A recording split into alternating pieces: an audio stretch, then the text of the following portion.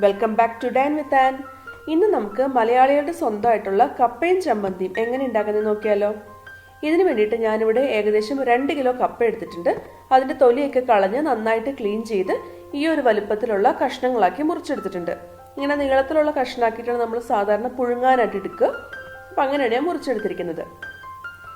ഇനി നമുക്ക് ഇത് വേവിക്കാനായിട്ട് അത്യാവശ്യം നല്ല വലിപ്പമുള്ളൊരു പാത്രത്തിൽ വെള്ളം എടുക്കുക. ഇനി അതിലേക്ക് ആവശ്യത്തിന് ഉപ്പ് ചേർത്ത് കൊടുക്കാം. പ്രത്യേകം ശ്രദ്ധിക്കണം, വലിപ്പമുള്ള പാത്രം എടുക്കണം, അല്ലാന്നുണ്ടെങ്കിൽ കപ്പയ്ക്ക് വേവാനായിട്ടുള്ള സ്ഥലം കിട്ടില്ല. ഇപ്പൊ വെള്ളമൊക്കെ ഒന്ന് തിളച്ച് വരുന്നുണ്ട്. ഇനി അതിലേക്ക് നമ്മൾ മുറിച്ചു വെച്ചിട്ടുള്ള കപ്പയുടെ കഷ്ണങ്ങൾ ചേർത്ത് കൊടുക്കുകയാണ്. നിങ്ങൾക്കിങ്ങനെ വെള്ളത്തിൽ പുഴുങ്ങാതെ തന്നെ വേണമെന്നുണ്ടെങ്കിൽ ആവിയിൽ വെച്ച് വേണമെങ്കിലും വേവിച്ചെടുക്കാം. ഞാനിപ്പോൾ ഇങ്ങനെ വെള്ളത്തിലിട്ട് പുഴുങ്ങിയാണ് എടുക്കുന്നത്. ഇപ്പം നമ്മൾ കപ്പ മുഴുവൻ ചേർത്ത് കൊടുത്തിട്ടുണ്ട്. ഇനി ഒന്ന് മിക്സ് ചെയ്ത് കൊടുക്കാം.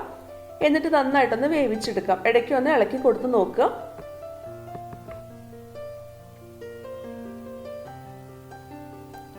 ഇപ്പൊ കപ്പയൊക്കെ അത്യാവശ്യം നന്നായിട്ട് വെന്ത് വന്നിട്ടുണ്ട്.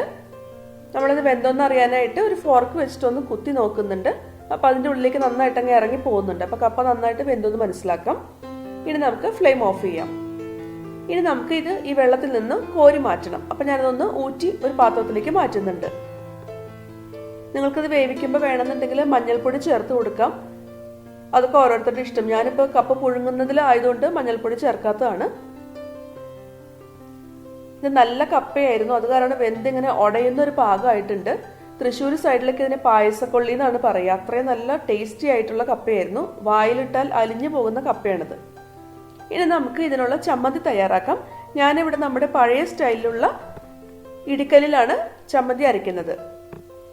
ഞാൻ ഈ ചമ്മന്തിക്ക് വേണ്ടിയിട്ട് ഏകദേശം 1 കപ്പ് ചുവന്നുള്ളി, കാന്താരി മുളക്, ഉപ്പ്, അതുപോലെ തന്നെ ഒരു ചെറിയ കഷ്ണം വാളൻപുളി എന്നിവ എടുത്തിട്ടുണ്ട്.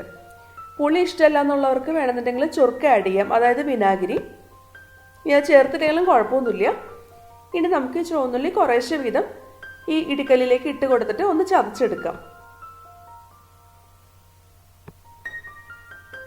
അതിൻ്റെ കൂടെ തന്നെ ഇടയിൽ നമുക്ക് ആവശ്യത്തിനനുസരിച്ചിട്ട് മുളക് ചേർത്ത് കൊടുക്കാം. ഞാനിപ്പോൾ കാന്താരി മുളകാണ് എടുത്തിരിക്കുന്നത്.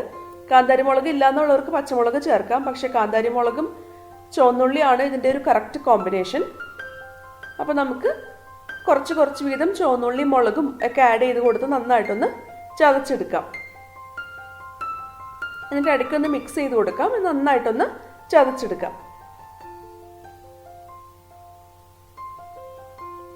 അതിൻ്റെ കൂടെ നമുക്ക് ആവശ്യത്തിനുള്ള പുളി ചേർത്ത് കൊടുക്കാം. അതുപോലെ തന്നെ ഉപ്പ് ഇത്രയും ചേർത്ത് കൊടുത്ത് നമുക്ക് ഇത് പല ട്രിപ്പായിട്ട് നമുക്കൊന്ന് ചതച്ചെടുക്കേണ്ടി വരും. കാരണം ഈ കല്ല് ചെറുതാണല്ലോ, അപ്പോൾ അതിനകത്ത് നമ്മുടെ എല്ലാ ഉള്ളിയും കൂടി ഒരുമിച്ച് തന്നെ നമുക്ക് ചതച്ചെടുക്കാൻ പറ്റില്ല.